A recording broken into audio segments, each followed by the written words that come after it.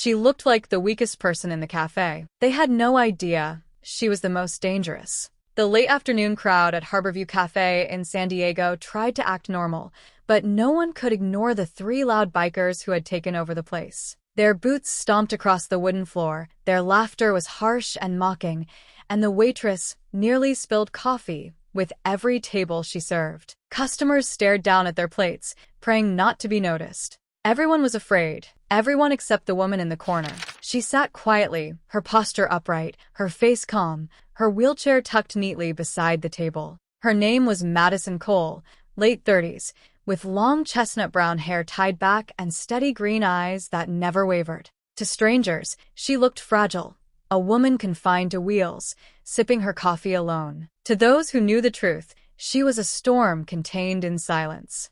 Pinned to the frame of her chair was a polished Navy SEAL trident badge. Most people overlooked it, the bikers didn't. The leader, Tyler Briggs, a heavily tattooed man with a cruel grin, caught her watching. He mistook calm for weakness. Striding over with his two friends, he leaned down, his shadow blotting out her table. "Well, look at this," Tyler sneered. "Pretty girl all alone. What's the matter? Boyfriend dump you here?" Madison's voice was steady as stone. "I'm fine." Her lack of fear enraged him. He jabbed a thick finger toward the trident. "What's that? Some souvenir from eBay? You think you're playing soldier?" Her eyes never flinched. "I earned it." That made him laugh, a cruel, echoing sound that made the waitress flinch. "Right. "And I'm the President of the United States. SEALs don't take cripples." His buddies howled, throwing sugar packets at her, mocking. Madison remained still, but her silence carried weight. From a table in the back, Ethan Miller, a 23-year-old Army specialist home on leave, watched with fists clenched. He knew the badge. He knew the kind of hell someone had to endure to earn it. His blood boiled at their disrespect, but 3 against 1 was suicide. So Ethan slipped out to the street and dialed a number he'd sworn to use only in an emergency,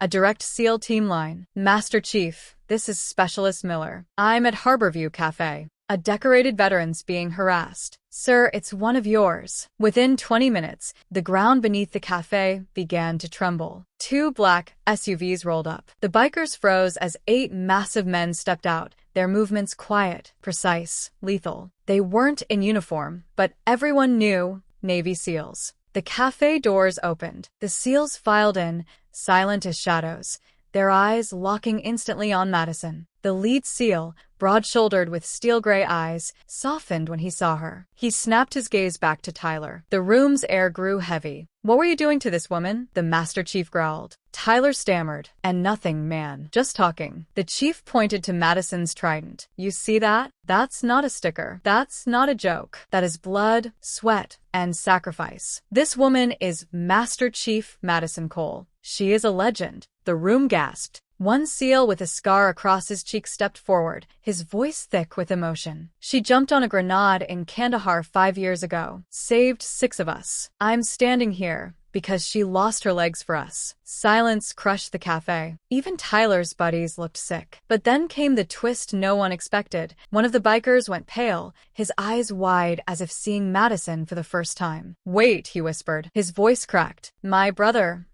was in Kandahar. He told me about her." Madison Cole. He said a woman saved his whole squad. You're her?" Madison's green eyes fixed on him. For the first time, her voice softened. "What's your brother's name?" The biker swallowed hard. "Daniel Briggs." The scarred SEAL nodded sharply. "He was there. He's alive because of her." The biker's knees nearly buckled. He looked at Madison with raw shame and something else, gratitude. "I didn't know. God, I didn't know." Tyler, realizing his friend's connection, tried to sneer again, but the Master Chief loomed so close that his bravado crumbled. "You will apologize." "Now." Trembling, Tyler mumbled, "I'm sorry, Master Chief. We didn't know."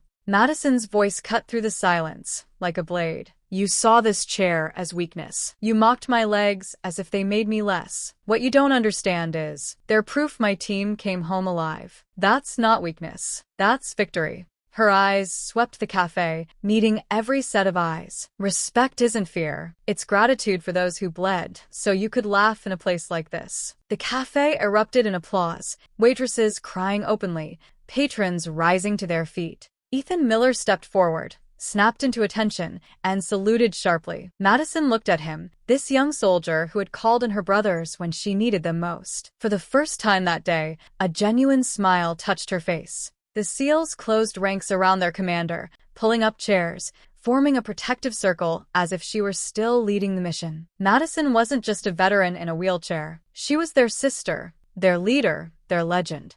And in that cafe in San Diego, surrounded by warriors and strangers who now knew her story, Master Chief Madison Cole was finally home.